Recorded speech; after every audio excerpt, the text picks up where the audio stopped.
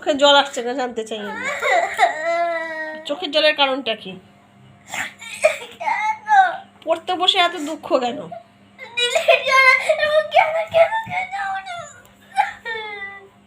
তুই কাঁদছিস কেন?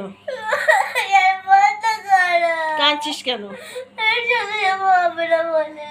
কি শুনতে পাচ্ছি না।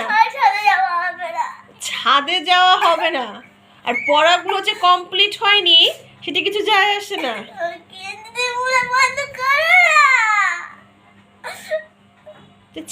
ঘড়ি দেখছিস আর চোখের জল ফেলছিস, আর পড়াগুলো যে হচ্ছে না, পড়াগুলো যে ভুল যাচ্ছে সেটা কিছু হবে না।